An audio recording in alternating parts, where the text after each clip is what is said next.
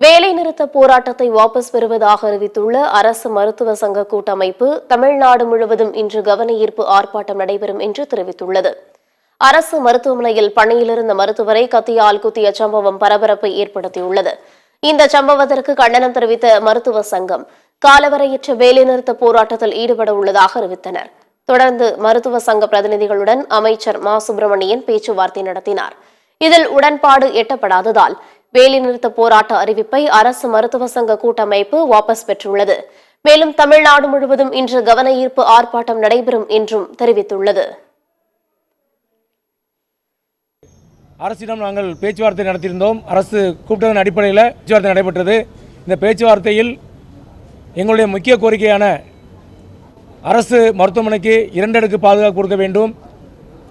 Hospital protection force, அதாவது மருத்துவமனைக்கான பாதுகாப்பு படை, மருத்துவமனையில் மருத்துவர்களுக்கோ மருத்துவமனைக்கோ மருத்துவமனையுடைய சொத்துக்களுக்கோ பாதிப்பு ஏற்பட்டால் ஜாமீனில் வெளிவர முடியாத 2008 வெளியிடப்பட்ட மருத்துவமனை பாதுகாப்பு சட்டத்தின் அடிப்படையில் நடவடிக்கை எடுப்பது, சமூக விரோதிகளை கடுமையான நடவடிக்கைக்கு எடுக்க வேண்டும் என்ற விதத்திலும் தமிழகத்தில் உள்ள ஒட்டுமொத்த மருத்துவர்களும் அரசினுடைய கவனத்தை ஈர்த்தின் விதமாக கவன ஈர்ப்பு ஆர்ப்பாட்டத்தை நாளை முழுவதும் தமிழகம் முழுவதும் நடத்த இருப்பதாக முடிவெடுத்திருக்கின்றோம். இதனிடையே அரசு மருத்துவர்கள் போராட்ட அறிவிப்பை வாபஸ் பெற்றுள்ள போதிலும் தனியார் மருத்துவர்கள் வேலைநிறுத்த போராட்டத்தை தொடங்கியுள்ளனர்.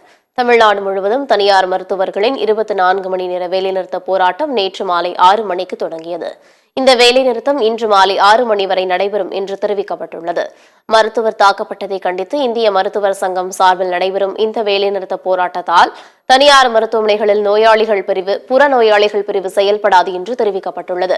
அதே சமயம் அவசர சிகிச்சைகளில் எந்த பாதிப்பும் இருக்காது என்று இந்திய மருத்துவர் சங்கத்தினர் தெரிவித்துள்ளனர்.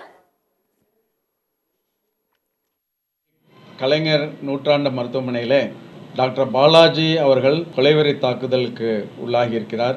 இந்த தாக்குதலை கண்டித்து இந்திய மருத்துவ சங்கம் தமிழ்நாடு கிளை இந்த தாக்குதலை கண்டித்தும் நீதி வேண்டியும் போராட்டத்தை அறிவித்திருக்கிறோம். வெளிநோயாளிகள் மற்றும் அவசரமில்லாத சிகிச்சைகள் நிறுத்தப்படும்.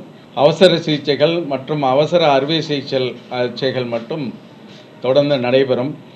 இந்த குற்றவாளிக்கு கடுமையான தண்டனை வழங்க வேண்டும் என்ற தருணத்திலே தமிழ்நாடு அரசு சங்கம் கேட்டுக்கொள்கிறது. அரசாங்கத்திட்ட நாங்கள் கேட்டுக்கிறது எல்லாமே தமிழ்நாட்டில் அரசு மருத்துவமனைகளில், அரசு மருத்துவக் கல்லூரிகளும் அரசு ஆரம்ப சுகாதார கல்லூரியும் அனைத்து மருத்துவர்கள், செவிலியர்கள், பணியாளர்களுக்கு உரிய பாதுகாப்பு வழங்க வேண்டும். அதே சமயம் மாண்புமிகு அமைச்சர் அவர்கள் கொடுத்த உறுதிமொழிகளை ஆணைகளாக கேட்டோம். இந்த போராட்டத்தை நாங்கள் தொடர்ந்து நடத்துகிறோம்.